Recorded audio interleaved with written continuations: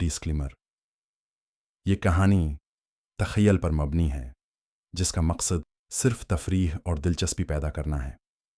इसमें बयान करदा मनाजिर, मुकालमे या आवाज़ें बाज़ नाज़रीन या सामीन के लिए हसास नौयत की हो सकती हैं। बराह करम ये मवाद सिर्फ उन अफराद के लिए सुना या देखा जाए जिनकी उम्र 18 साल या उससे ज़्यादा हो। कम उम्र सामीन से गुजारिश है कि वालदीन या सरपरस्त की इजाज़त के बग़ैर ये मवाद न सुनें। माय FM नॉवेल्स का मकसद अदब, जज्बात और कहानियों को सौती अंदाज में पेश करना है। किसी शख्सियत, मजहब या सकाफत की तौहीन मकसूद नहीं।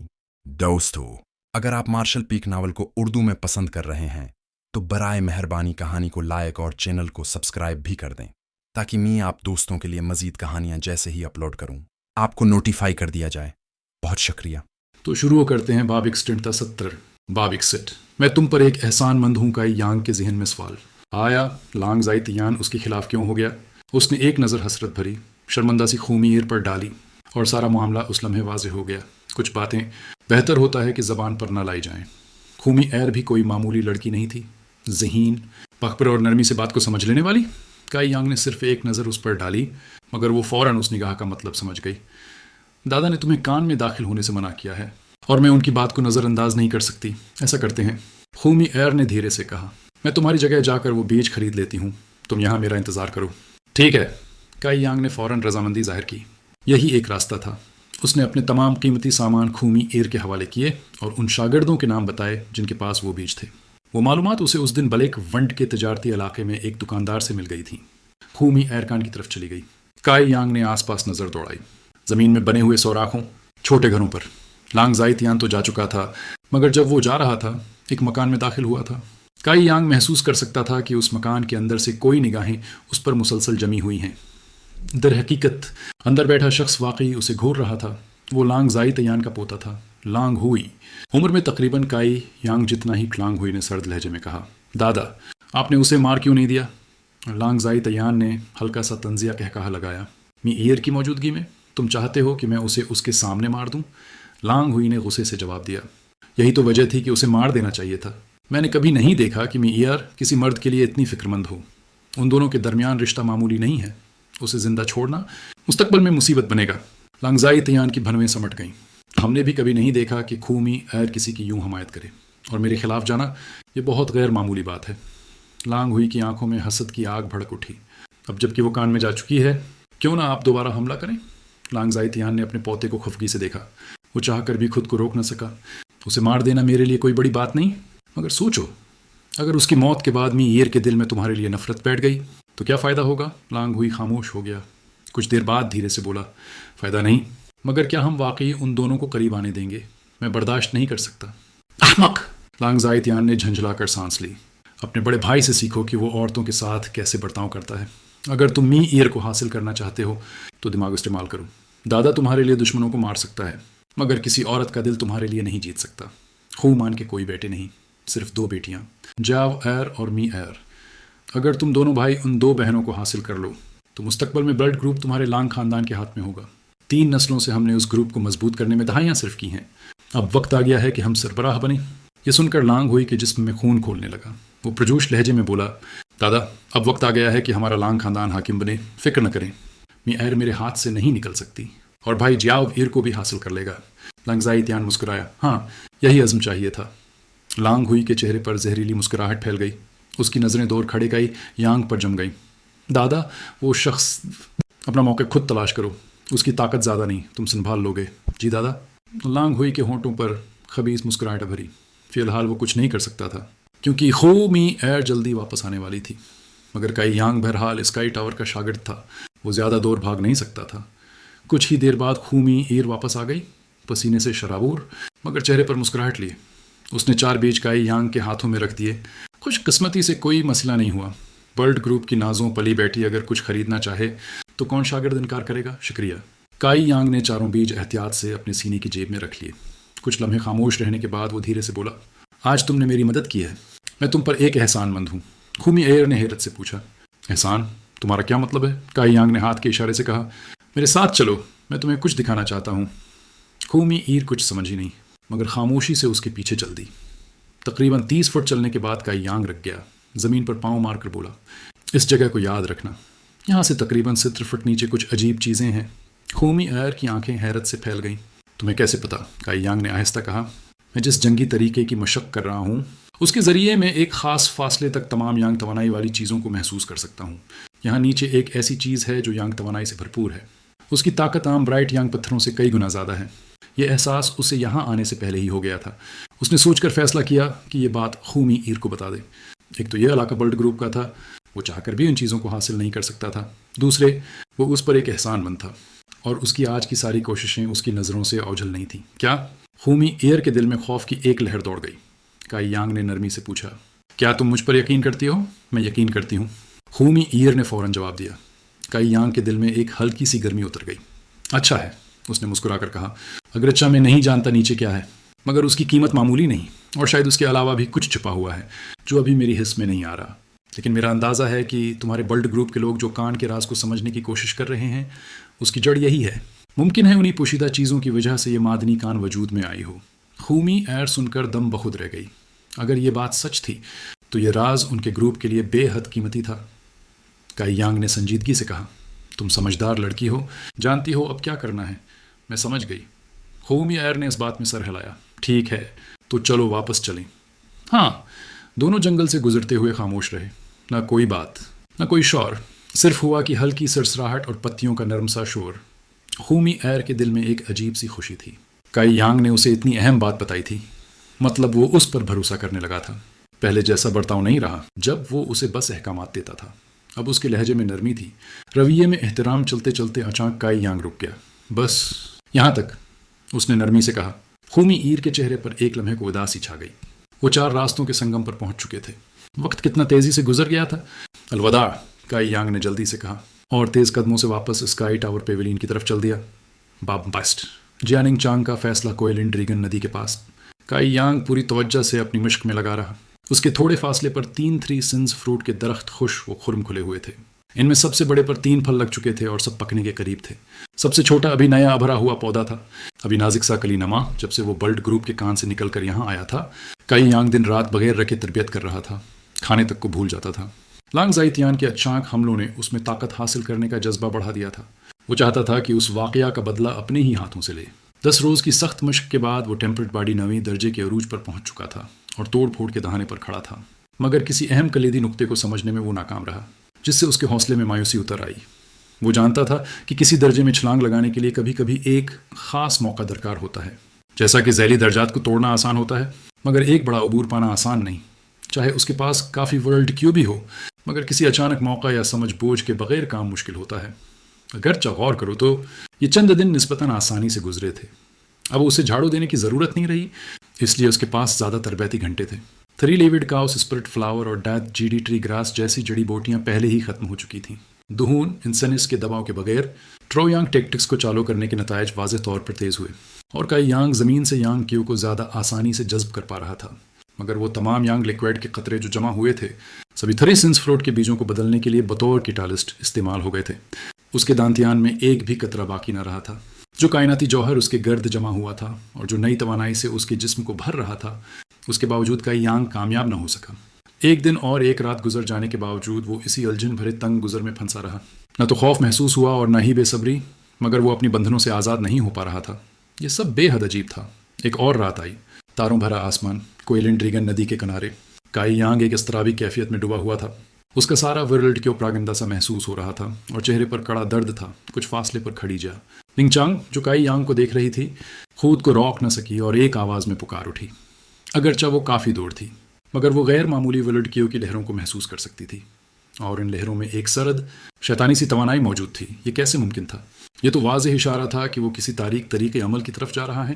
وہ تو صرف ٹیمپرڈ باڈی 9ویں درجے سے ابتدائی عنصر مرحلہ میں قدم رکھ رہا تھا، تو اتنی کم سطح پر یہ کس طرح کسی تاریک راستے کی طرف پھٹک سکتا تھا؟ عام طور پر ایسی چھوٹی سطح پر تو کسی تاریخی یا شیطانی طریقے عمل کا اختیار ہی نہیں ہوتا۔ ایسے راستے کا آغاز تب ہوتا ہے جب کوئی اتنی اونچی سطح پر پہنچ جائے کہ وہاں سے اس طرف جھکاؤ ہونا ممکن ہو۔ پھر بھی یہ صورتحال کائی یانگ کے ساتھ پیش آ رہی تھی۔ جیاننگ چانگ کی خوبصورت بھنویں حیرت سے مڑ گئیں۔ وہ وہاں اس لیے موجود تھی کہ وہ کائی یانگ کی تلاش میں نکلی تھی۔ 2 سال سے زیادہ وہ اس کا نگرانی کر رہی تھی، یہ اس کی عادت بن چکی تھی۔ پچھلے چند دنوں میں کائی یانگ کے اچانک غائب ہونے سے وہ اداس تھی، زندگی میں رنگ مانت پڑ گئے تھے۔ جب اس نے اسے کوئلن ڈریگن ندی کے پاس ایک بڑے پتھر کے پاس پایا تو اس کا بوجھ ہلکا ہو گیا۔ کرجیا ننگ چانگ نے محسوس کیا کہ کائی یانگ توڑ پھوڑ کے دہانے پر ہے۔ ایک دن انتظار کے بعد بھی وہ نہ ٹوٹا، اور پھر یہ عجیب سی کیفیت نمودار ہوئی۔ تو وہ کیسے بے فکر رہ سکتی تھی؟ جب جیا ننگ چانگ اندر سے گھبراہٹ میں تھی، اچانک کائی یانگ کے اندر سے ایک خالص اور جلا دینے والی گرم توانائی پھٹ کر باہر آئی۔ اس جلتی ہوئی توانائی کے آنے سے شیطانی نشانات بتدریج جل کر ختم ہو گئے، اور کائی یانگ کی ورلڈ کیو کی لہریں فوراً مستحکم ہو گئیں۔ True yang energy! جننگ چانگ کی چھوٹی سی زبان حیرت سے کھل گئی۔ اس کے حسین چہرے پر تعجب بکھر گیا۔ وہ تقریباً چلاتی ہوئی بولی، یہ کیسے اتنی پاک ہو سکتی ہے؟ وہ خالص جلتا ہوا توانائی واضح طور پر یانگ نوعیت کی تھی۔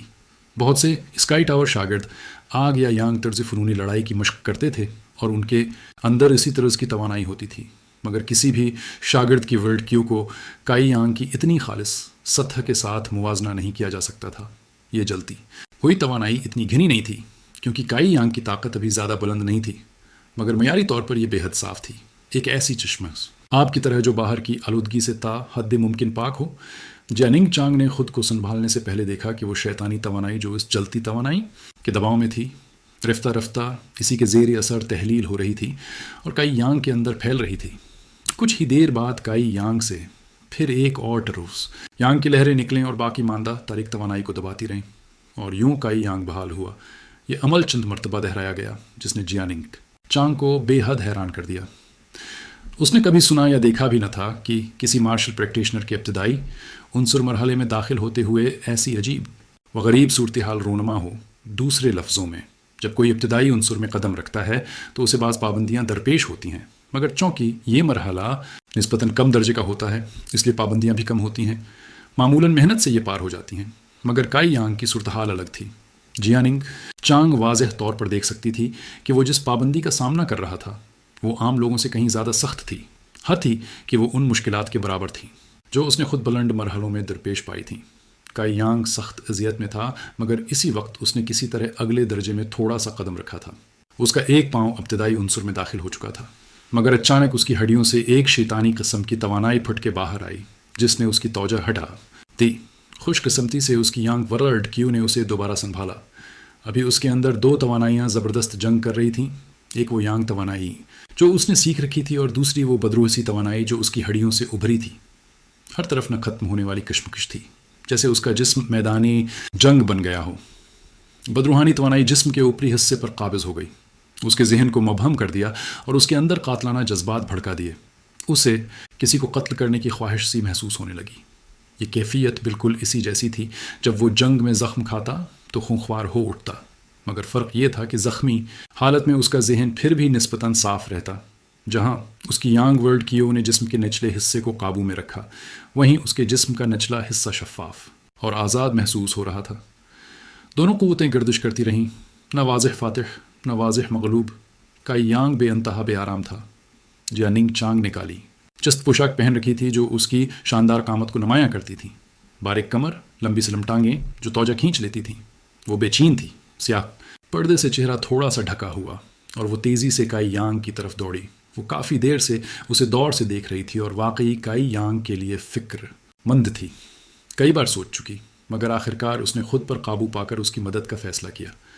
عموماً جب کوئی توڑ پھوڑ کر رہا ہوتا ہے تو خلل اندازی نہیں کرنی چاہیے، مگر جیاننگ چانگ واضح طور پر اندر ہو رہی جنگ کو محسوس کر سکتی تھی۔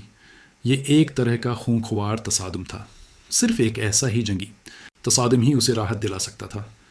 بس ایک حقیقی مقابلہ ہی اس لامتناہی چکر سے باہر نکال سکتا تھا۔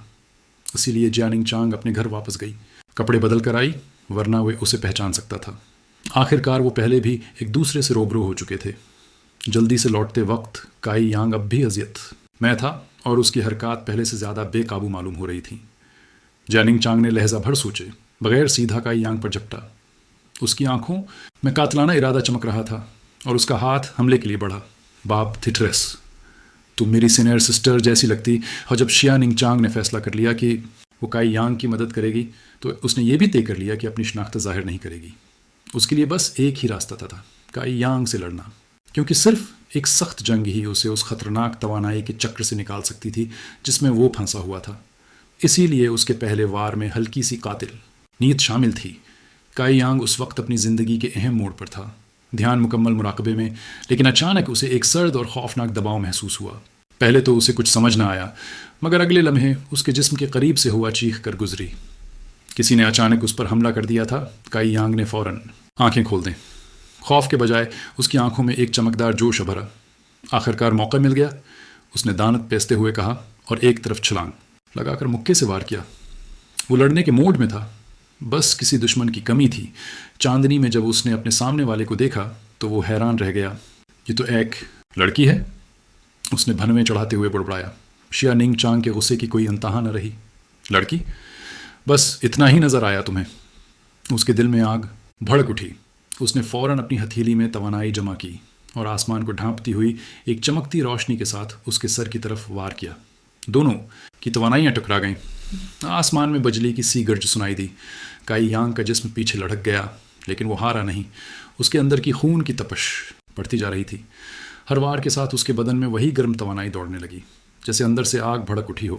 شیا ننگ چانگ حیرت سے سانس روکنے پر مجبور ہو گئی۔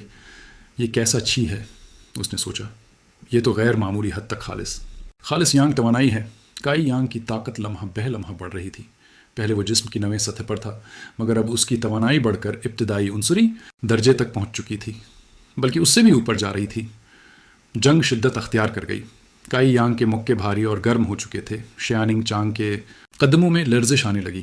اسے اندازہ ہوا کہ اگر اس نے اپنی طاقت تھوڑی اور بڑھا دی تو وہ اسے نقصان پہنچا سکتی ہے، مگر اب وہ پیچھے ہٹ نہیں سکتی تھی۔ کائی یانگ نے گہری آواز میں کہا، بتاؤ تم کون ہو؟ کس نے تمہیں مجھے مارنے بھیجا ہے؟ شیا ننگ چانگ نے کوئی جواب نہ دیا۔ وہ بس خاموشی سے اس کے واروں کا مقابلہ کرتی رہی، مگر اس کے جسم میں وہ خالص یانگ چی جب داخل ہوتا تو وہ جھٹکا محسوس کرتی، جیسے آگ کے شعلے اندر سے جلا رہے ہوں۔ دونوں کے ہاتھ ایک بار پھر آپس میں ٹکرائے۔ اس لمحے چاندنی میں کائی یانگ کی نظریں اس کے چہرے پر جمی رہ گئیں۔ نقاب کے باوجود اس نے اس کی پیشانی پر ایک ہلکا سا نیلا نشان دیکھا۔ کائی یانگ کے ذہن میں ایک جھماکا ہوا۔ اس نے چونک کر کہا، تمہارا چہرہ، تم تو میری سینئر سسٹر جیسی لگتی ہو۔ شیا ننگ چانگ کا دل دھڑک اٹھا۔ یہ اس نے کیسے پہچان لیا؟ اس نے گھبرا کر سوچا۔ وہ تو صرف ایک دھندلا سا نشان تھا، مگر کائی یانگ کو وہ نیلا جواہر یاد آ گیا جو اس نے پہلے اس کی پیشانی پر دیکھا تھا۔ کائی یانگ نے ایک لمحے کی تاخیر نہ کی۔ وہ اچانک آگے بڑھا، اس کا ہاتھ پکڑا اور ایک جھٹکے سے اس کا نقاب نوچ لیا۔ شیا ننگ چانگ کے چہرے پر حیرت اور گھبراہٹ پھیل گئی۔ نہیں، اس کے مینا سے دبی سی چیخ نکلی اور اگلے لمحے اس نے اپنی پوری طاقت سے ایک زوردار دھماکے کے ساتھ چیخ خارج کیا۔ کائی یانگ کئی گز پیچھے جا گرا، زمین پر لڑکتا ہوا رکا۔ جب اس نے سر اٹھایا، اس کے سامنے کوئی نہیں تھا۔ وہ لڑکی غائب ہو چکی تھی۔ کائی یانگ نے گہری سانس لی اور آسمان کی طرف دیکھا۔ کیا وہ واقعی میری سینئر سسٹر تھی؟ اس نے دھیرے سے کہا۔ اس آخری وار میں جو طاقت تھی وہ عام شخص کی ہو ہی نہیں سکتی تھی، مگر یہ سوچنے کا وقت نہیں تھا۔ اس کے جسم میں توانائی اب آزاد ہو چکی تھی۔ وہ فوراً زمین پر بیٹھ گیا، آنکھیں بند کیں اور سانس کے ساتھ دنیا کی توانائی کو اپنے اندر جذب کرنے لگا۔ اس کے ارد گرد کی ہوا ہلنے لگی، درختوں کے پتے لرزنے لگے اور چونکہ ایک ندی اس کے جسم میں بہنے لگی۔ یہ اس کی زندگی کی پہلی بڑی پیش رفت تھی۔ دوسری طرف 100 فٹ دور شیا ننگ چانگ ایک درخت کے پیچھے کھڑی تھی۔ اس کا دل ابھی تک زور زور سے دھڑک رہا تھا۔ اس نے مجھے پہچان لیا، اس نے اپنے سینے پر ہاتھ رکھ کر کہا، مگر ساتھ ہی اس کے چہرے پر ایک ہلکی سی مسکراہٹ آ گئی۔ کم از کم میں نے اس کی مدد تو کر دی۔ اسی لمحے ایک بوڑھا شخص خاموشی سے اس کے پیچھے ظاہر ہوا۔ سفید لباس، سفید داڑھی، چہرے پر نرمی اور وقار۔ یہ کوئی عام شخص نہیں تھا۔ شیا ننگ چانگ نے فوراً جھک کر احترام سے کہا، سلام فرقے کے سربراہ۔ بوڑھے شخص نے مسکرا کر جواب دیا، تم تو میری اسکائی ٹاور کی شاگرد نہیں ہو، اتنی تکلف کی ضرورت نہیں۔ شیا ننگ چانگ نے نرمی سے کہا، لیکن آپ میرے استاد کے قریبی دوست ہیں، میرے لیے آپ بھی بزرگ ہی ہیں۔ بوڑھا شخص ہلکا سا مسکرایا، جیسے کچھ جان گیا ہو، اور خاموشی سے کائی یانگ کی طرف دیکھنے لگا، جو اس وقت اپنی نئی طاقت کی دنیا میں قدم رکھ رہا تھا۔ باب 65 وی جوانان۔ دو گروہوں کے علاوہ آسمانی مینار کے کافی سارے شاگرد بھی مدم قابل جنگجوؤں کا ایک حلقہ بنا کر کھڑے تھے تاکہ اس تماشے کو دیکھ سکیں۔ ان غیر جانبدار تماشائیوں کی تعداد کم نہیں تھی، جو جاری مقابلے کی طرف انگلیاں اٹھا اٹھا کر اشارہ کر رہے تھے۔ اپنے ساتھ کئی شکوک و شبہات لے کر کائی یانگ نے ہجوم کو چیرتے ہوئے آہستہ سے لی یون تیان کے قریب جا کھڑا ہوا، اور اس نے دیکھا کہ سو منہ کا چہرہ زخمی اور سوجا ہوا تھا، اور وہ ایک نوجوان کے سامنے کافی شرمندہ صورت بنائے کھڑا تھا جو اس سے زیادہ عمر کا بھی نہیں لگتا تھا۔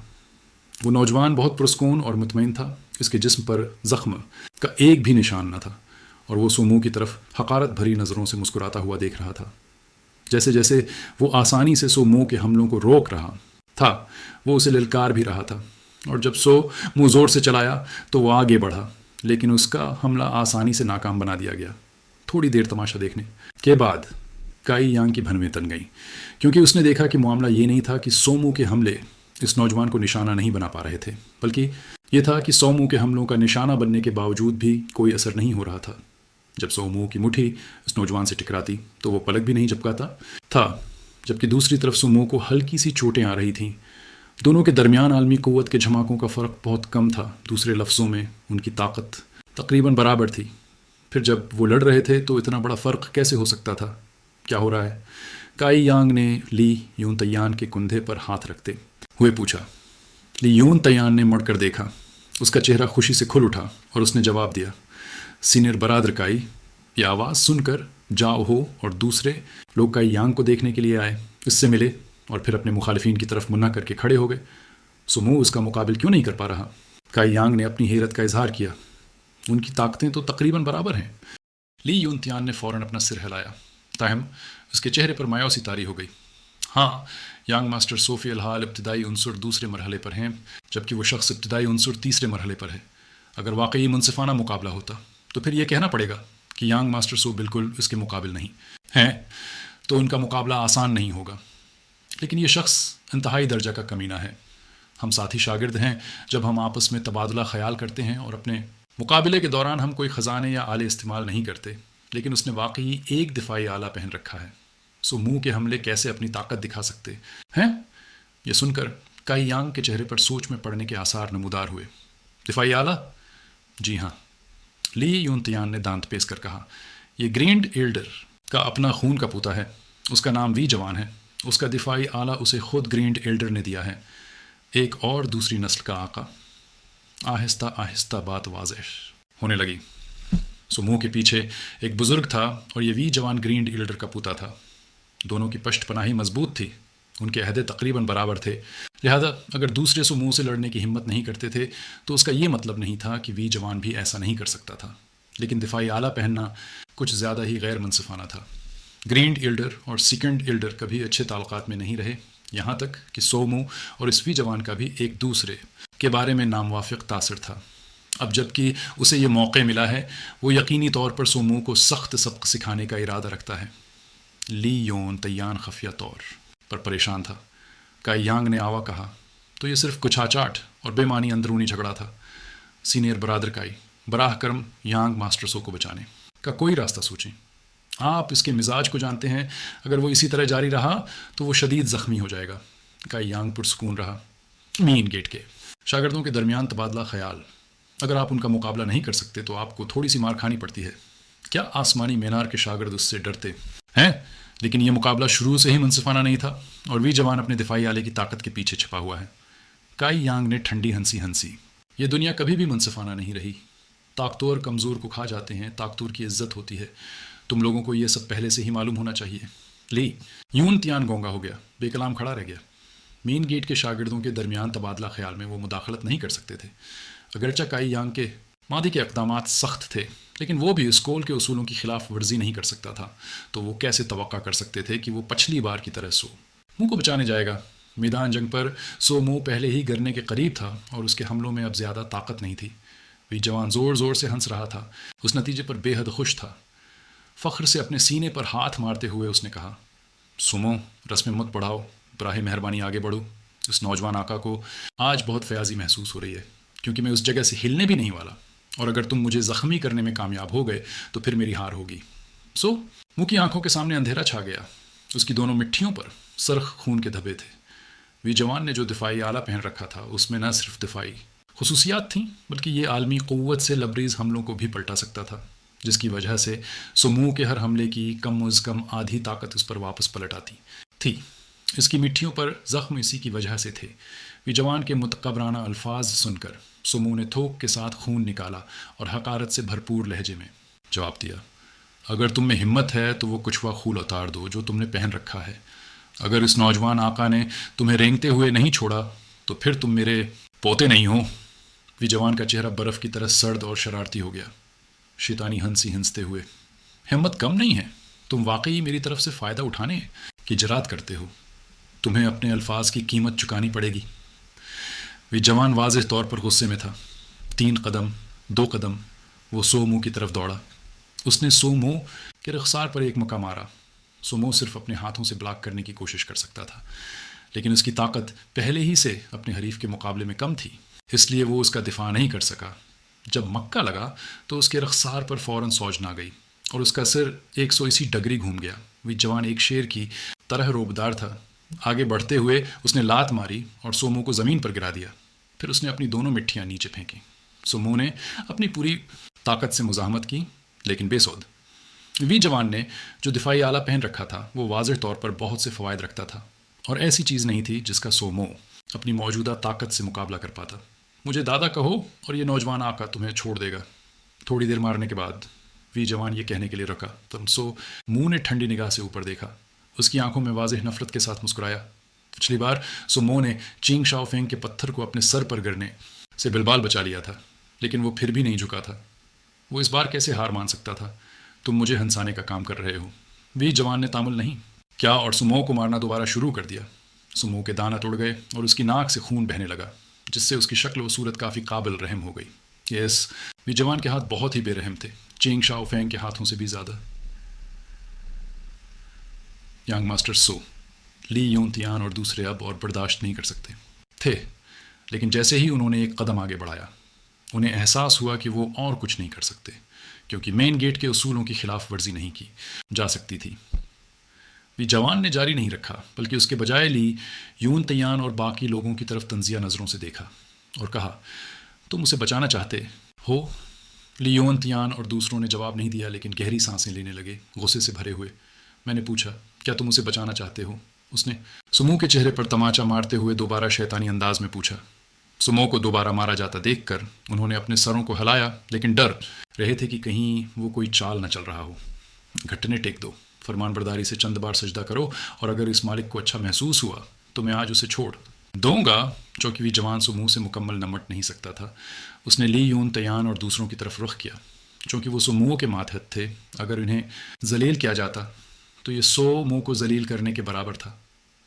یہ سن کر وہاں موجود لوگوں میں ہلچل مچ گئی، جبکہ لی یون تیان اور باقی لوگوں کے چہرے زرد پڑ گئے، انتہائی ذلیل محسوس کر رہے تھے.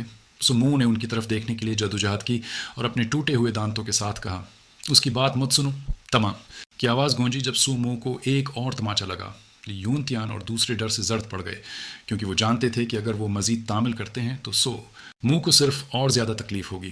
مایوسی سے بھرے چہروں کے ساتھ وہ آہستہ آہستہ زمین پر گھٹنے ٹیک گئے. کائی یانگ نے حیرت سے ان کی طرف دیکھا، کیونکہ اس نے کبھی تصور بھی نہیں کیا تھا کہ وہ سو منہ کے لیے اس حد تک جائیں گے. کیا ان کے گھٹنوں کے نیچے سونا تھا؟ اگر ان کا رشتہ قریبی نہ ہوتا تو کوئی یہ کام کسی کے لیے کرتا. اصل میں کائی یانگ نے سوچا تھا کہ لی یون تیان اور دوسری نسل سو منہ کے پیچھے پیچھے کچھ فوائد حاصل کرنے کے لیے تھے، لیکن ایسا واضح طور پر نہیں تھا. وی جوان کی آنکھیں تن گئیں اور وہ اچانک زور سے ہنس پڑا. ان پر حاوی ہوتے ہوئے اس نے سو منہ کی طرف دیکھا. تمہیں پتہ نہیں چل سکا کہ تم نے جو کتے پال رکھے ہیں وہ اتنا فرمان بردار ہیں. سمو کی آنکھوں کے کونوں سے آنسوؤں کی 2 لکیریں رس گئیں، ذلت کے آنسو. یہاں تک کہ جب اسے وی جوان نے اس حد تک مارا تھا تب بھی وہ کوئی آنسو نہیں بہا تھا، لیکن اب جب اس نے لی یون تیان اور دوسروں کو زمین پر گھٹنے ٹیکتے دیکھا تو وہ ان آنسوؤں کو روک نہ سکا. باب 66. براہ کرم مجھے سکھائیں. لی یون تیان اور اس کے ساتھ ہی زمین پر جھکے ہوئے تھے. ان کے چہروں پر بے بسی اور درد کے سائے تھے. سامنے وی جوان اپنی روایتی غرور بھری مسکراہٹ کے ساتھ کھڑا تھا. بلند قہقہہ لگاتے ہوئے بولا، لیکن صرف گھٹنوں کے بل بیٹھ جانا تمہاری سچائی کو ظاہر نہیں کرتا. لی یون تیان اور باقی سب کے چہرے زرد پڑ گئے. دانت بھینچتے ہوئے لرزتی آواز میں بولے، ہم درخواست کرتے ہیں کہ سینئر بھی کچھ رحم کریں. وی جوان نے آنکھیں تنگ کر کے ان سب کو دیکھا. اس کی مسکراہٹ آہستہ آہستہ غائب ہونے لگی. ان نوجوانوں کی ہمت نے اسے لمحہ بھر کے لیے حیران کر دیا، مگر اس کے دل میں غرور اس احساس پر غالب آ گیا. آتنے میں زخمی سومو جو ابھی تک کھڑا رہنے کی کوشش کر رہا تھا خون کے گھونٹ کے ساتھ چیخ اٹھا، وی جوان تم اور میں ایک ساتھ اس دنیا میں نہیں رہ سکتے۔ وی جوان نے طنزیہ انداز میں ہنستے ہوئے کہا، واقعی بہت دلیر ہو تم۔ اور اس نے دونوں ہاتھ جوڑ کر ایک ہی وار میں سومو کے پیٹ پر پوری طاقت سے ضرب لگائی۔ دھڑام! سومو نے منہ بھر کے خون اگلا اور وہیں زمین پر گر پڑا، بے ہوش۔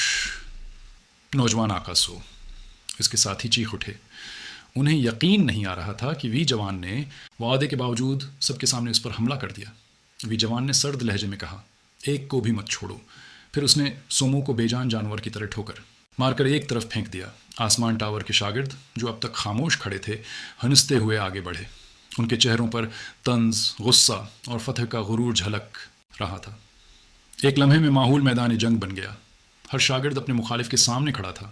وی جوان ایک طرف کھڑا تماشا دیکھ رہا تھا۔ اس کے ہونٹوں پر شیطانی مسکراہٹ تھی۔ جو میری بات نہ مانے اسے مار دو، وہ چیخا۔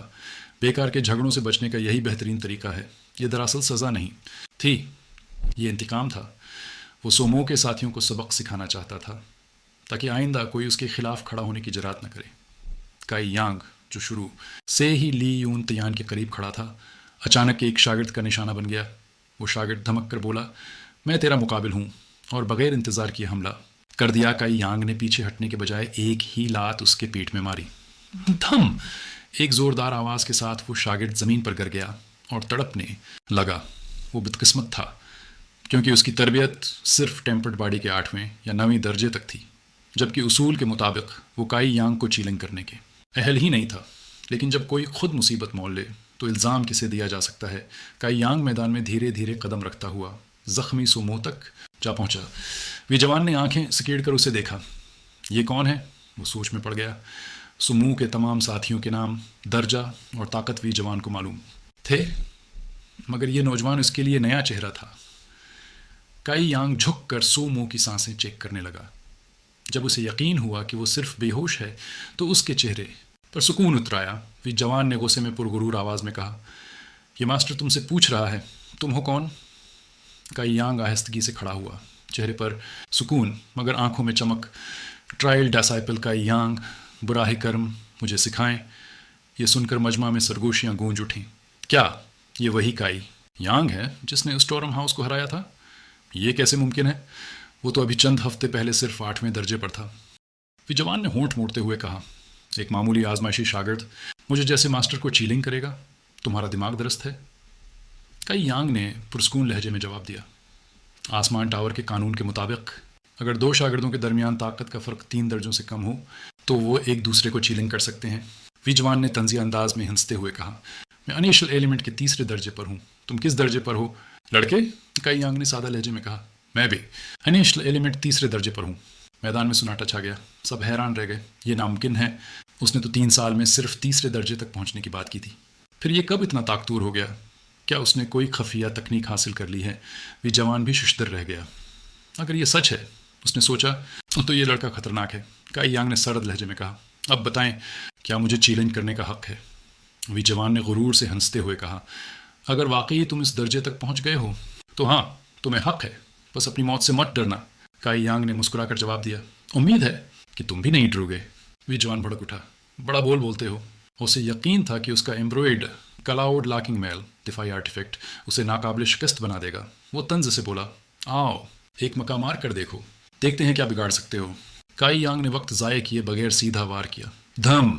شدید حرارت، آگ کی لپٹوں جیسی یانگ کی توانائی وی جوان کے جسم سے ٹکرائی، مگر وہ بالکل محفوظ رہا۔ الٹا کائی یانگ کا ہاتھ سرخ ہو گیا، گویا اس کی اپنی توانائی نے ہی اسے جلا دیا ہو۔ وی جوان ہنسا، ہاں، خود کو سمجھ کیا رکھا ہے؟ لیکن اس کی ہنسی کچھ ہی دیر میں ختم ہو گئی، کیونکہ کائی یانگ کی آنکھیں خون کی طرح سرخ ہو چکی تھیں۔ اس کے جسم سے نکلنے والی توانائی پہلے سے کہیں زیادہ تیز اور خطرناک تھی۔ وہ درندے کی طرح جھپٹا۔ اس کے اندر موجود یانگ لیکوائڈ کا ایک قطرہ اس کی انگلیوں میں بہہ کر ایک سرخ پتلی دھار میں ڈھل گیا، ایک ایسی تلوار جو سرخ خون کی مانند چمک رہی تھی۔ شش! ہوا میں کٹنے کی آواز گونجی اور لمحہ بھر میں دونوں کے وار ٹکرائے۔ وی جوان کو اپنے پیٹ کے نیچے سردی کا احساس ہوا۔ اس نے نیچے دیکھا اور خوف سے آنکھیں پھٹ گئیں۔ میرا ایمبرائڈ کلاؤڈ لاکنگ میل!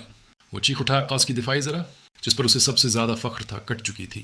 یہ وہی آرٹیفیکٹ تھا جو ایک بزرگ نے اسے دیا تھا اور کہا تھا کہ انیشل ایلیمنٹ سطح کے جنگجو بھی اس کی ذرا کو نقصان نہیں پہنچا سکتے۔ لیکن آج یہ ذرا ایک عام ٹرائل ڈسائپل کے ہاتھوں چاک ہو گئی تھی۔ वही जवान के दिल में खौफ ने जन्म लिया। ये किस किस्म का हथियार था? क्या वो सरख ब्लेड किसी खफिया आर्टिफैक्ट की शक्ल थी? मगर अब देर हो चुकी थी, क्योंकि काई यांग की सरख आंखों में आग जल रही थी और उसका अगला वार खत्मी वार होने वाला था। बाप से क्रिस्टाट, तुम उसके मुकाबिल नहीं हो सकते। उस लम्हे वी जवान के दिल में पछतावे का तूफान उमड़ाया। उसे यकीन नहीं हो रहा था कि उसकी कीमती एम्ब्रॉयड क्लाउड लॉकिंग मेल, वो दिफाई ज़ुरा जिस पर उसे सबसे ज़्यादा फ़ख्र था, एक ही वार में बेकार हो गई थी। ज़ुरा अब महज एक फटे हुए कपड़े की मानंद थी जिसमें से रोशनी झलक रही थी। गुस्सा, खौफ और शर्मिंदगी, तीनों जज्बात वी जवान के चेहरे पर एक साथ थे। वो धाड़ा, तूने मेरी ज़रा तोड़ने की जरात की, मैं तुझे मार डालूंगा। उसने छलांग लगाई और पूरी ताकत के साथ काई यांग पर हमला किया। दोनों ही इनिशियल एलिमेंट तीसरे दर्जे पर थे, मगर ताकत में ज़मीन आसमान का फ़र्क था, क्योंकि काई यांग तो इस वक्त भी दुश्मनों को मार चुका था जब वो सिर्फ टेम्परेट बॉडी के दर्जे पर था। फिर ये कमज़ोर भी जवान कैसे उसके मुकाबले आ सकता था? काई यांग का खून सरख ब्लेड फ़ज़ा में बजली की तरह चमका। वी जवान के अर्द गिर्द सरख रोशनियों का जाल सा बन गया और अगले लम्हे उसके जिस्म पर कई ज़ख्म भर आए। खून बहने लगा और उसका जिस्म अकड़ गया। उसका मुका काई यांग के चेहरे से सिर्फ 3 इंच दौड़ आकर रुक गया। वो हल भी न सका, जैसे किसी ने वक्त को मंजमत कर दिया हो। उसकी पीठ में शदीद हरारत दौड़ गई, गोया अंदर से कोई आग भड़क उठी हो। काई यांग ने सर्द लहजे में कहा, दिफाई आर्टिफैक्ट इतने काबिल भरोसा नहीं जितने तुम समझते हो। वी जवान के बदन पर मौजूद ज़रा अब छलनी हो चुकी थी, कई सोराख, कई फटे किनारे। काई यांग भी हैरान था। उसने सोचा था कि शायद उसे पूरी ताकत लगानी पड़े, मगर उसने तो सिर्फ यांग लिक्विड का एक कतरा इस्तेमाल किया था और वी जवान की सारी शान खाक में मिल गई। वी जवान ने हनकते हुए कहा, आओ, अगर हिम्मत है तो मुझे ज़ख्मी करके दिखाओ। वो कांप रहा था, मगर फिर भी गुरूर नहीं छोड़ रहा था। आखिर वो ग्रीन एल्डर का पूता था। उसे यकीन था कि आसमान टावर में कोई उसका कुछ नहीं बिगाड़ सकता। लड़के, लगता है तुझे मालूम नहीं, वी जवान गुरूर से बोला। मेरा दादा ग्रीन एल्डर है। अगर तूने मुझे नुकसान पहुंचाया तो तेरी मौत यकीनी है। ये सुनते ही काई यांग के चेहरे पर एक अजब मुस्कुराहट भरी। उसकी आंखों की सरखी और गहरी हो गई और अंगलियों में मौजूद सरख ब्लेड और भी खतरनाक दिखने लगा। आहिस्ता आहिस्ता बोला, पता नहीं मरने वाला तू है या मैं। फिर एक झटके से उसने अंगलियों में दबाव बढ़ाया। वी जवान के सीने से एक बारीक धार की सूरत खून बहने लगा। उसके चेहरे पर अजियत के आसार भर आए। एक लम्हे में उसने महसूस किया कि उसके जिस्म में उबलती हुई आग दौड़ गई है जो उसकी जल्द और गोश्त को जला रही है। तूने वाकई जरात की, वी जवान हिकलाते हुए बोला। काई यांग ने तंजिया लहजे में कहा, जुरहत की या नहीं, ये तो तुम्हें मेरे वार ने बता ही दिया। फिर उसने ब्लेड मजीद आधा इंच अंदर धकेल दिया। वी जवान की चीख निकल गई। क्या तुझे डर नहीं कि मेरा दादा तुझे मार डालेगा? काई यांग ने सर्द लहजे में जवाब दिया। शागिर्दों के दरमियान मुकाबला अपनी जान पर होता है। जो जीत नहीं सकता वो दूसरों को इल्ज़ाम नहीं दे सकता। और वैसे भी आसमान टावर तुम्हारे दादा की जागीर नहीं। वी जवान के रोंगटे खड़े हो गए। उसने पहली बार किसी को इतनी बेखौफी से बोलते सुना था। काई यांग ने सख्त लहजे में कहा, अगर तुमने ये अल्फाज कहे कि मैं हार मानता हूँ तो मैं तुम्हें इसी लम्हे मार डालूंगा। वी जवान के होंठ कांपने लगे। वो वाकई हार मानने वाला था, मगर अब जबान बंद हो गई। उसे काई यांग की आंखों में मजाक नहीं, मौत दिखाई दे रही थी। आखिर तुम चाहते क्या हो? वी जवान ने दांत पैसते हुए कहा। काई यांग बोला, मैं कुछ नहीं चाहता, बस तुम्हें दिखाना चाहता हूँ कि तुम सुमू के बराबर नहीं हो। तुम जीते थे सिर्फ अपनी ज़ुरा की वजह से। ये सुनकर वी जवान गवया जल उठा। मैं उसके बराबर नहीं, वो मुझसे कमज़ोर है, नीच दर्जा रखता है। मैं ताकत में भी ऊंचा हूँ, रतबे में भी, फिर कैसे मैं उसके बराबर नहीं? काई यांग ने सर्द मुस्कुराहट के साथ कहा, नहीं मानते? मैं तुम्हें दिखाता हूँ। फिर उसने ब्लेड में दबाव बढ़ाया। वी जवान का चेहरा दर्द से बिगड़ गया। काई यांग ने निगाह उठाकर वी जवान के साथियों की तरफ देखा। वो तमाम नौजवान जो अभी तक ली यूनतियान और बाकी साथियों से लड़ रहे थे, अब सकते में खड़े थे। न कोई हलचल, न कोई आवाज़। काई यांग बोला, क्या तुम अपने नौजवान आका वी जवान को बचाना चाहते हो? कोई जवाब न आया। सबके चेहरे पर खौफतारी था। काई यांग ने ज़ोर से कहा, अगर वाकई बचाना चाहते हो तो घटनों के बल बैठ जाओ और अपनी गलती मान लो, शायद मैं रहम कर दूं। ये अल्फाज सुनकर इन सब के चेहरों पर हवाइयाँ उड़ गईं। यही अल्फाज तो कुछ देर पहले वी जवान ने सोमो के साथियों से कहे थे। अब वही मंजर उल्टा हो चुका था। सोमो के साथी उस वक्त बेझिझक झुक गए थे। क्या अब वी जवान के साथी भी झुकेंगे? सबकी नज़रों में तजब्जब था। अगर वो झुक गए तो इज्जत खाक में मिल जाएगी, और अगर न झुके तो वी जवान का कहर उन पर टूटेगा। काई यांग ने धीरे से आ भरी, लगता है तुम अपने आका को मरने देना चाहते हो। फिर उसने ब्लेड ज़रा सा और अंदर धकेला। वी जवान के मुंह से चीख निकल गई। उसे महसूस हुआ कि बस एक वार और ये तलवार उसके दिल को चीर देगी। तुम सब के सब क्या कर रहे हो? वी जवान चीखा। झुक जाओ, घटनों के बल बैठ जाओ। अगर मैं मर गया तो तुम में से कोई जिंदा नहीं बचेगा। ये सुनते ही वो तमाम शागिर्द कांपते हुए ज़मीन पर गिर गए। इनके घटने पत्थरों से टकरा कर आवाज़ पैदा कर रहे थे। लियून तयान और उसके साथी ये मंजर देख कर दंग रह गए। जो गलत उन्होंने सही थी, आज वो एक एक लम्हे में ढल गई। काई यांग ने चेहरे पर हल्की सी मुस्कुराहट के साथ कहा, اب تمہیں سمجھ آیا تم اور سومو میں کیا فرق ہے؟ یہ جوان خاموش رہا، پھر آہستہ آہستہ اس کی آنکھوں میں نفرت بھرنے لگی۔ وہ اپنے ہی ساتھیوں کو گھورنے لگا جنہوں نے صرف دھمکی سن کر اس کے کہنے پر سر جھکا دیا، جبکہ سومو کے ساتھی اپنی جان داؤ پر لگا کر بھی اس کے لیے جھکے تھے۔ بغیر کسی خوف کے فرق واضح تھا، سومو میں قیادت تھی، یہ جوان میں صرف غرور۔ یہ جوان نے سرد لہجے میں کہا، اب خوش ہو گئے؟ کائی یانگ نے نظریں تنگ کی، چہرے پر کوئی تاثر نہیں تھا۔ یہ جوان کا رنگ اڑ گیا، وہ ہکلایا، تو ایسا تو نہیں کرے گا؟ مگر اس کے الفاظ پورے بھی نہیں ہوئے تھے کہ ایک گرجدار آواز فضا میں گونجی، سب کو گرفتار کر لو، بابا ڈیٹ۔ ایک گناہ کی خواہشاز حکم کے فوراً بعد کائی یانگ کے سامنے لوگوں کی ایک قطار نمودار ہوئی اور بغیر کوئی وضاحت دیے ہوئے ان میں سے ایک نے کائی یانگ پر حملہ کر دیا۔ کراہت بھرے لہجے میں وہ پیچھے کی طرف اڑ گیا۔ سینئر برادر کائی، لی یون تیان اور دوسرے ڈر کے مارے زرد پڑ گئے اور فوری طور پر آگے بڑھ کر اسے اٹھانے میں مدد کی۔ کائی یانگ نے اٹھنے کے لیے جدوجہد کی اور بیزاری سے آ بھرتے ہوئے اس نے نئے نوجوان کی طرف دیکھا۔ وہ ویزوان کے پاس کھڑا تھا، ایک ہاتھ سے ویزوان کو سہارا دے رہا تھا اور کائی یانگ کی طرف بد نیتی سے بھری نظر سے دیکھتے ہوئے بولا، یانگ ماسٹر جوان، کیا آپ ٹھیک ہیں؟ ویزوان نے کائی یانگ کی طرف دیکھا، اس کی نظر میں زہر بھرا تھا، اس کا جسم تھوڑا سا غیر مستحکم لگ رہا تھا اور اس نے سر ہلایا۔ میں ٹھیک ہوں، اچھا ہوا جو آپ ٹھیک ہیں، میں دیر سے پہنچا ہوں، نوجوان نے پھر کہا۔ اگرچہ اس کی طاقت ویزوان سے زیادہ تھی لیکن پھر بھی وہ گرینڈ ایلڈر کے ماتحت تھا، اس لیے اس کا درجہ قدرتی طور پر ویزوان سے کم تھا۔ تم بہت دیر سمجھو؟ ویسوین زور سے ہنسا اور عجیب طور پر پوچھا، سینئر برادر چاؤ، جب سے تم ایک نظم و ضبط کے شاگرد بنے ہو تمہیں ہم میں سے کسی سے بھی بہتر اسکول کے اصولوں کو سمجھنا چاہیے۔ تو میں تم سے پوچھتا ہوں، اگر کوئی مین گیٹ میں کسی کو قتل کرنے کی کوشش کرے تو اس کی سزا کیا ہوگی؟ چیاؤ زینگ ون نے طنزیہ ہنسی ہنسی گرجتے ہوئے کہا، یہ بہت سنگین جرم ہے، ہم پہلے اس کی بانہیں اور ٹانگیں توڑیں گے، پھر اسے اسکول سے نکال دیں گے اور پھر مار ڈالیں گے۔ یہ دوسروں کے لیے ڈر کا کام بھی کرتا ہے۔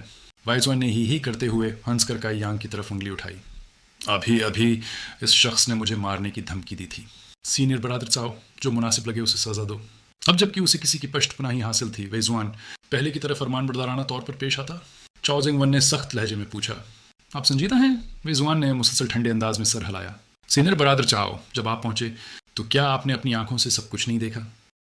نے سر ہلایا، بالکل ٹھیک، جب میں پہنچا تو میں نے واقعی اس شخص کو ایک مہلک ہتھیار کے ساتھ آپ کے سینے کی طرف نشانہ بناتے دیکھا۔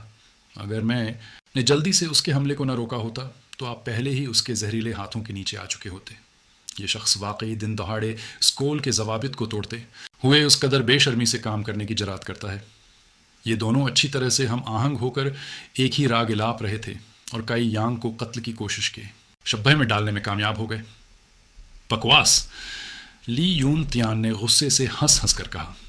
ابھی سینئر برادر کائی اور ویزوان صرف مقابلہ آرائی اور تبادلہ خیال کر رہے تھے۔ یہ کیسے اتنا سنگین ہو سکتا ہے جیسا کہ تم لوگ پیش کر رہے ہو؟ کاؤ زینگ ون نے گررا کر کہا، کیا یہ تبادلہ خیال جتنا آسان تھا؟ زو ہو نے جواب دیا، اگر آپ یقین نہیں کرتے تو آپ یہاں تماشا دیکھنے آئے ہوئے کسی بھی شاگرد سے پوچھ سکتے ہیں، وہ سب اس کے گواہ ہیں۔ مزید براں یہ ساری چیز پہلے ویزوان نے شروع کی تھی۔ سینئر برادر کائی کو اس میں گھسیٹا گیا ہے۔ گواہ ہیں، گواہ کون ہیں؟ ویزوان نے سر جھکایا، ارد گرد دیکھتے ہوئے کہکا لگایا۔ تماشا دیکھ رہے آسمانی مینار کے شاگرد فوری طور پر پرندوں کی طرح بکھر گئے اور غائب ہو گئے۔ انہوں نے یقینی طور پر سنا تھا کہ یہ گرینڈ ایلڈر سے کیسے متعلق تھے اور اپنے آپ کو شامل کرنے کی ہمت نہیں تھی، خواہ وہ کسی بھی فریق کو ناراض کریں یا اس کی طرفداری کریں۔ آسمانی مینار میں ان کے مستقبل کے دن تکلیف دہ ہوں گے۔ لی یون تیان نے یہ دیکھا اور بے زبان ہو گیا اور رونے کے لیے چلانا چاہتا تھا، لیکن اس نے خود کو سنبھالا اور کہنے کے لیے کافی مستحکم ہو گیا، یہ سارا واقعہ ہم نے دیکھا ہے، ہر ایک تفصیل واضح طور پر دیکھی گئی، ہی گواہ ہیں۔ چیاؤ زینگ ون نے سر ہلایا، تم لوگ اکٹھے ہوئے تھے اور لڑائی میں مصروف تھے تو تم مشغول تھے، تم کیسے گواہی دے سکتے ہو؟ اکٹھے ہو کر لڑائی؟ زو ہو اچھل پڑا اور دھاڑا۔ واضح طور پر ویزوان اپنے ماتحتوں کو ہمیں للکار رہا تھا، اسے اجتماعی مار پیٹ کیسے کہا جا سکتا ہے؟ کاؤ زینگ ون، یہ مت سمجھو کہ صرف اس لیے کہ تم ایک نظم و ضبط کے شاگرد ہو تم جو چاہو کر سکتے ہو، ایسا نہیں ہوا کہ تم آسمانی مینار میں آزادانہ فیصلے کر سکو۔ بے ادب، کاؤ زینگ ون نے ٹاٹا، نظم و ضبط کی حال اسکول کے اصولوں کی نمائندگی کرتی ہے اور ضوابط کو برقرار رکھتی ہے، اس لیے وہ ہمیشہ منصفانہ اور غیر جانبدار ہوتی ہے۔ تم واقعی میں نظم و ضبط کی حال کے اختیار پر سوال اٹھانے کی جرات کرتے ہو، تمہارے جرم میں ایک اضافہ ہو گیا۔ اگر تم مجھے سزا دینا چاہتے ہو تو بہانے کی فکر کرنے کی ضرورت نہیں ہے نا؟ کائی یانگ نے ہاتھ ہلا کر لی یون تیان کو خاموش کیا۔ اور چاؤ زینگ وین کی طرف تنزیہ نظر سے دیکھا. منصفانہ اور عادل؟ آج میں نے واقعی میں محسوس کیا کہ منصفانہ اور عادل کیا ہوتا ہے. ٹھنڈی ہنسی ہنستے ہوئے کاؤ زینگ وین آگے بڑھا اور شان و شوکت سے بھرپور حکم دیا. ان سب کو گرفتار کرو. گرینڈ ایلڈر کے ساتھ بات چیت کے بعد سزائیں شروع ہوں گی. سو کپڑوں کے سرسرانے اور تیز حرکت کی آواز گونجی اور اچانک ہر طرف سے 1 درجن سے زیادہ نظم و ضبط کے شاگرد نمودار ہوئے. ان میں سب سے کمزور ابتدائی عنصر 5ویں مرحلے پر تھے. تو لی، یون تیان اور باقی لوگ ان کے مقابل کیسے ہو سکتے تھے؟ 3 قدم 2 حرکتوں میں انہوں نے انہیں زمین پر گھٹنوں کے بل دبا دیا. کائی یانگ نے مزاحمت نہیں کی کیونکہ وہ جانتا تھا کہ مزاحمت کرنے سے بھی کچھ نہیں ہوگا. آئندہ دیکھیں گے. بزدل ویزوان نے اپنا مقصد حاصل کرتے ہوئے فخر سے مسکراتے ہوئے کائی یانگ کے سامنے چل کر آیا. انہیں لے جاؤ. کاؤ زینگ ون نے حکم دیا اور نظم و ضبط کے شاگرد انہیں لے گئے. بے ہوش پڑے سو مو کی طرف دیکھتے ہوئے چاؤ زینگ ون کی بھنویں تن گئیں کیونکہ کائی یانگ، لی یون تیان اور باقی لوگوں کو گرفتار کرنا ایک آسان معاملہ تھا، لیکن سو مو کو گرفتار کرنا ایسا نہیں تھا. وہ حرکت لینے کی ہمت نہیں کر رہا تھا اور تھوڑی دیر سوچنے کے بعد کہا، جونیئر برادر سو کو سیکنڈ ایلڈر کے پاس لے جاؤ. جی، کسی نے جواب دایا اور زمین سے سو مو کو اٹھانے گیا اور اسے اٹھا کر لے گیا. یانگ ماسٹر جوان، آپ نے تکلیف اٹھائی ہے. کاؤ زینگ وین نے نرمی سے کہا. ویزوان نے آنکھیں تنکی اور دانت پیسے. اس شخص کا یانگ نامی، تم یقینی طور پر اسے آسان مت چھوڑنا. اس نے آج مجھے ذلیل کیا ہے اور مجھے لامتنہ ہی تکلیف دی ہے. تمہیں معلوم ہونا چاہیے کہ کیا کرنا ہے. سیاؤ زینگ ون نے تھوڑا سا ہچکچاتے ہوئے دیکھا. یانگ ماسٹر جوان، آج کا واقعہ کچھ بڑا تھا اور گرینڈ ایلڈر ہوئی کو یقینی طور پر مطلع کیا جائے گا. اگر ہم اب حرکت لیں گے تو یہ کچھ نامناسب ہوگا. کیوں نہ ہم اس کے بعد حرکت لیں جب گرینڈ ایلڈر نے اپنا فیصلہ سنا دیا ہو. لیکن میں یہ غصہ نہیں نکل سکتا. ویزوان کے چہرے نے اس کی بڑی نیتی ظاہر کر دی. فکر مت کرو، میں یانگ ماسٹر جوان کے غصے کو تھوڑا سا کم کرنے میں مدد کروں گا اور اسے اچھی طرح سکھاؤں گا. میں اسے سکھاؤں گا کہ یانگ ماسٹر جوان کو ناراض کرنے کے کیا نتائج ہیں. اسے مت مارنا، میں اسے خود نمٹنا چاہتا ہوں. جیسا آپ فرمائیں. کا یانگ اور باقی لوگ فی الحال آسمانی مینار کے جنگل کے قید خانے میں قید ہیں. یہ بہت تاریک اور نم تھا. گھنی ٹھنڈی ہوا کے ساتھ وہ بہت سے چوہوں اور مچھروں کے ساتھ تھے. ہر طرف سے ایک خوفناک بدبو ان کی طرف آ رہی تھی جو کسی کو قے کرنے پر مجبور کر سکتی تھی. مجموعی طور پر یہ ایک غیر آباد ماحول تھا. جنگل کا قید خانہ وہ جگہ تھی جہاں آسمانی مینار غلطی کرنے والے شاگردوں کو قید کرتا تھا. لی یون تیان اور باقی لوگوں نے کبھی سوچا بھی نہیں تھا کہ وہ ایک دن یہاں قید ہوں گے. یہ ایک کڑوا احساس چھوڑ گیا. سینئر برادر کائی، ہم نے آپ کو اس میں گھسیٹ لیا ہے. لی یون تیان کائی یانگ کے پاس بیٹھا اور نرمی سے معافی مانگی. کائی یانگ مسکرایا. یہ تم سے تعلق نہیں رکھتا. میں خود پر قابو نہیں رکھ سکا اور صورت حال میں کود پڑا. میں اپنے لوگوں کو کتوں کی طرح ایک دوسرے کو کاٹتے ہوئے نہیں دیکھ سکتا تھا. کتوں کی طرح ایک دوسرے کو کاٹنا. لی یون تیان نے گلا گھونٹا ہوا محسوس کیا. کیا وہ انہیں شامل نہیں کر رہا تھا جب وہ ویزوان کے لوگوں کو گالیاں دے رہا تھا؟ اسے بہتر طور پر پیش کریں تو یہ ایک خاندانی جھگڑا ہوگا، لیکن اگر اسے براہ راست کہیں تو کیا یہ کتوں کا ایک دوسرے کو کاٹنا نہیں ہے؟ کائی یانگ نے کہکا لگاتے ہوئے پوچھا. میرا خیال ہے آپ ٹھیک کہہ رہے ہیں، لیکن سینئر برادر کائی فکر مت کریں. یانگ ماسٹر سو یقینی طور پر ہمیں ترک نہیں کریں گے. ہمیں یہاں صرف چند گھنٹے انتظار کرنے کی ضرورت ہے اور یانگ ماسٹر سو ہمیں بچانے آئیں گے. لی یون تیان کا سوچنا نسبتاً آسان تھا. کائی یانگ نے اپنا جسم موڑا اور اپنے آپ کو اس طرح سے بدلا کہ وہ زیادہ آرام دہ پوزیشن میں ہو. تم سے پوچھوں، گرینڈ ایلڈر اور سیکنڈ ایلڈر ایک دوسرے کے خلاف کیوں ہیں؟ لی یون تیان نے بھری گویا اسے اس سوال کی توقع تھی. یہ اسکول کے سربراہ سے تعلق رکھتا ہے. مجھے تفصیلات سنائیں. لی یون تیان نے شروع کیا. پچھلی بار یانگ ماسٹر سو نے آپ کو سربراہ کے شاگردوں کے معاملے کے بارے میں بتایا تھا، ہے نا؟ جب سے سربراہ اپنے دوسرے شاگرد کو پکڑنے اور کوئلنگ ڈریگن سٹریم میں پھنسانے کے لیے گئے تھے، تب سے ہمارے سربراہ شاز و نادر ہی عوامی طور پر نظر آتے ہیں. وہ اسکول کے اندرونی معاملات پر بھی زیادہ توجہ نہیں دیتے، لہٰذا پچھلے کئی سالوں سے وہ سب گرینڈ ایلڈر کے ذریعے چلائے جا رہے ہیں. شاید یہ عزائم کی وجہ سے ہے، لیکن بہرحال گرینڈ ایلڈر اب ایسے عمل کرتا ہے جیسے وہ سربراہ ہو.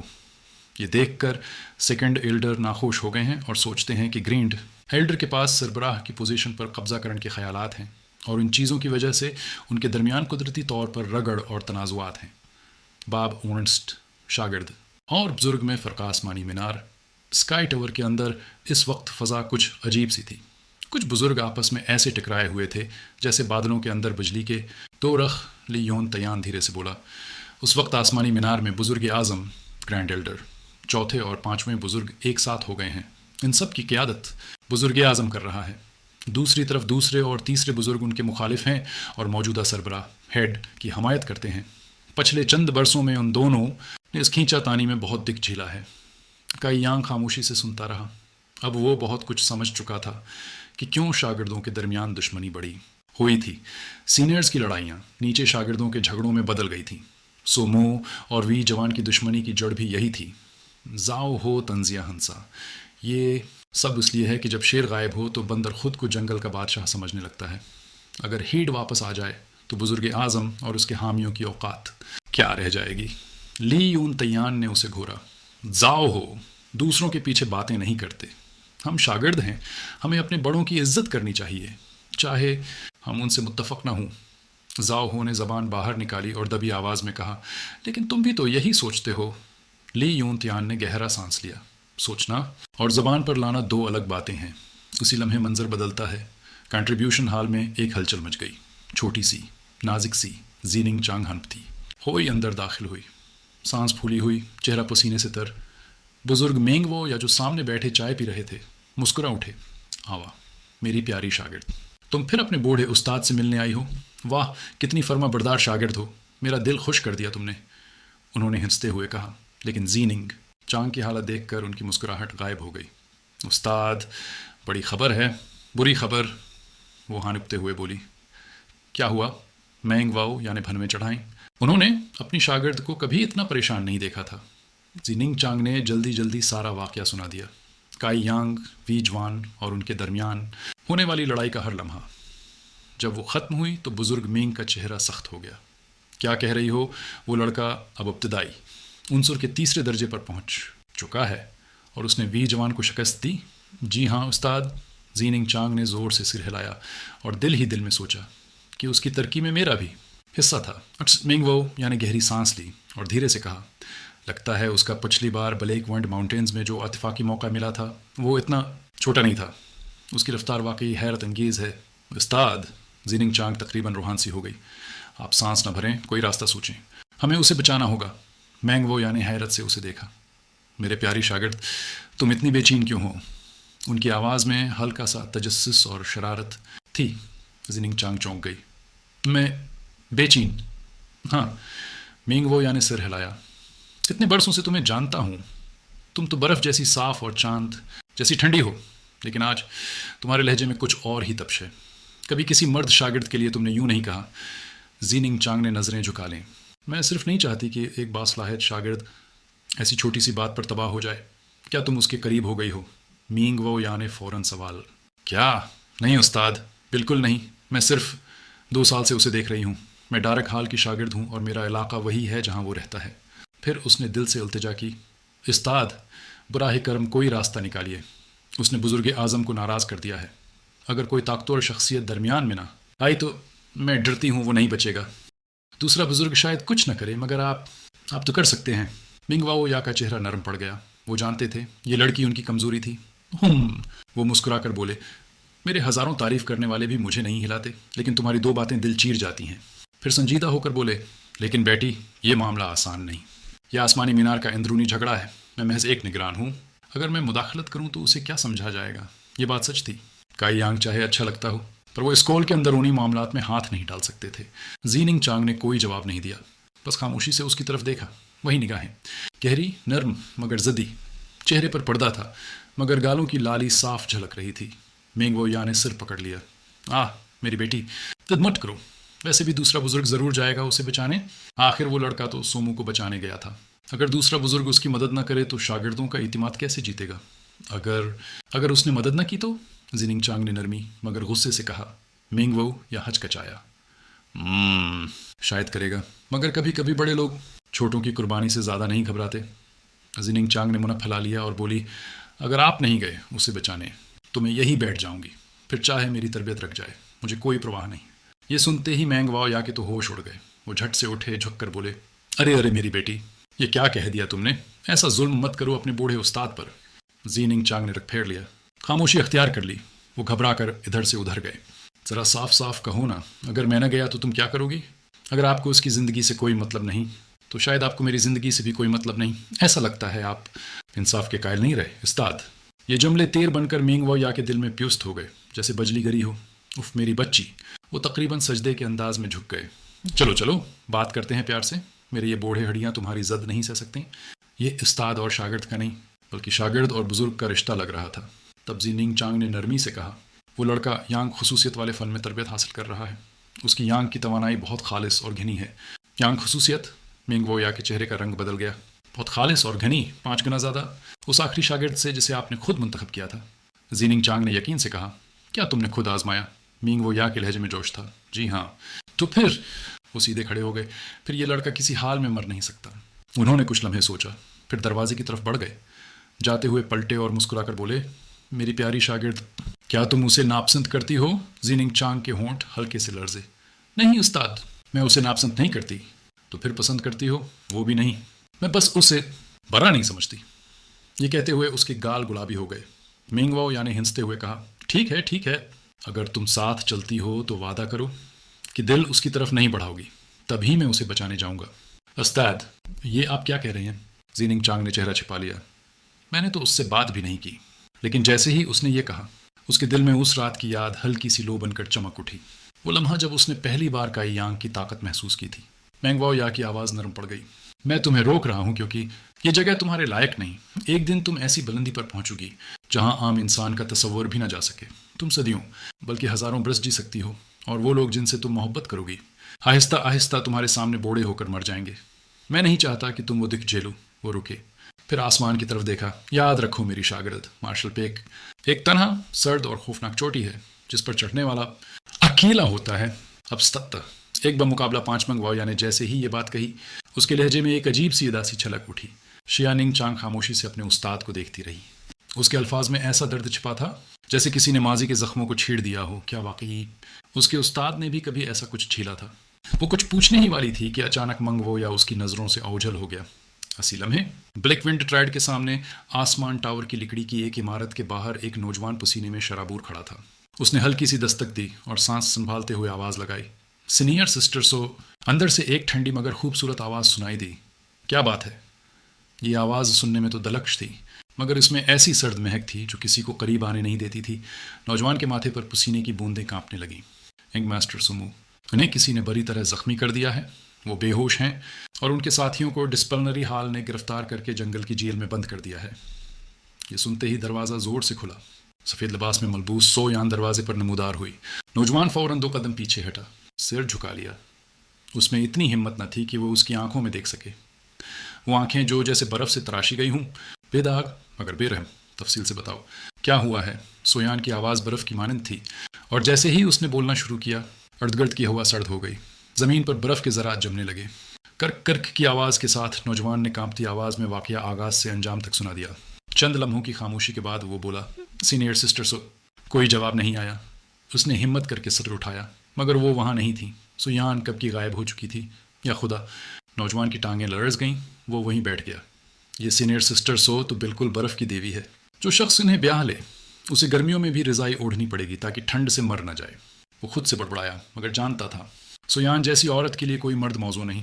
कोई सोच भी नहीं सकता था कि नौजवान शागिर्दों की मामूली रंजिश इतने बड़े तूफान का बायस बनेगी। स्काई टावर की जंगल झील के अंदर काई यांग, ली योन तियान और उनके साथी कैद थे। 1 घंटा गुजर चुका था, मगर बाहर से कोई हरकत न थी। ली योन तियान परेशान होकर बोला, ये सुमू अभी तक आया क्यों नहीं? क्या वो हमें भूल गया है? फिर उसे याद आया, सुमू तो बेहोश था। वो खुद होश में नहीं तो हमारी क्या मदद करेगा?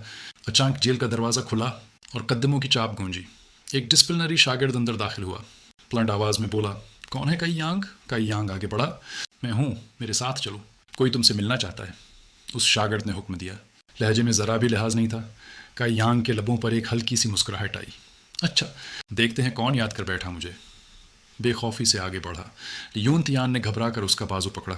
सीनियर बरादर, मत जाओ, इंतज़ार करो, सुमो तुम्हें छुड़वाने ज़रूर आएगा। छोड़ दो, डिस्प्लिनरी शागिर्द ने गर्रा कर कहा। अगर 1 कदम भी रोका तो सीधा बगावत मानी जाएगी।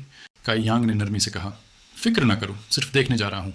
ली यून तयान ने आ भरी, सीनियर बरादर, ख्याल रखना, ڈسپلنری شاگرد تنزیہ ہنسا، ہونا خود کو بڑا سمجھتا ہے۔ وفا۔ کچھ دیر بعد وہ دونوں ایک بند کمرے کے دروازے پر پہنچے۔ اندر سے کسی نے کہا، آؤ اندر آؤ۔ کائی یانگ مسکرا کر اندر داخل ہوا۔ دروازہ بند ہوتے ہی اس نے اچانک پلٹ کر اپنے تعاقب میں آئے شاگرد کے پیٹ میں پوری طاقت سے ہتھیلی ماری۔ گرم یانگ توانائی اس کے جسم میں ابل پڑی۔ چیختا ہوا وہ دیوار سے جا ٹکرایا اور وہیں ڈھیر ہو گیا۔ تم نے مجھ پر حملہ کیا، وہ ہنپتے ہوئے بولا۔ اسی لمحے 3-4 سائے بجلی کی طرح ابھرے اور کائی یانگ پر جھپٹ پڑے۔ کائی یانگ ایک بار روک سکا، مگر باقی نے اسے زمین پر گرا دیا اور پھر مکوں اور لاتوں کی برسات شروع ہو گئی۔ خون اس کے ہونٹوں سے بے ہے نکلا، لیکن اس کے اندر کی سچی یانگ توانائی جیسے ابلنے لگی۔ اس کا خون تیز، جسم گرم اور توانائی بے قابو، گویا اس کے جسم کا ہر ذرہ چیخ رہا تھا، مزید دو۔ اچانک اس نے دھاڑ مار کر اٹھنے کی کوشش کی اور ایک ہی جھٹکے میں 2 شاگردوں کے سروں پر ضرب لگائی۔ دونوں چیخیں مارتے پیچھے لڑک گئے، مگر اگلے ہی لمحے ایک طاقتور وجود جس کے اندر کی ٹرانسفارمنگ اسٹیج کی طاقت تھی، اس کی ٹانگ پکڑ کر اسے دیوار سے دے مارا۔ کائی یانگ کے اندرونی اعضا جیسے الٹ گئے۔ وہ کراہتے ہوئے اٹھا، خون صاف کیا اور مدم قابل کو گھورنے لگا۔ کمرے میں 5 دشمن تھے، 4 ابتدائی سطح کے اور ایک اس سے کئی درجے بلند۔ ایک بے مقابلہ 5 جیتنا ممکن نہیں تھا۔ پھر بھی کائی یانگ کے چہرے پر صرف ایک شے تھی، مسکراہٹ۔ تم جیسے نالائق مجھ پر وار کر سکتے ہو اور میں جواب نہ دوں؟ اس کی آواز سرد مگر چبھتی ہوئی تھی۔ قائد شاگرد گرا کر بولا، ہم تمہیں سبق سکھائیں گے تاکہ وی جوان کا غصہ ٹھنڈا ہو۔ اگر مزاحمت کی تو ہاتھ یا پاؤں بھی جا سکتا ہے۔ کائی یانگ نے گردن سیدھی کی اور آنکھوں میں خون اترایا۔ آؤ آزما لو، ہونا زدی خنزیر، مارو اسے۔ 5 ایک ساتھ لپکے، ہاتھوں میں صفاقی، آنکھوں میں تضحیک، اور کائی یانگ تنہا مگر پرازم ایک بار پھر طوفان کے بیچ کود پڑا۔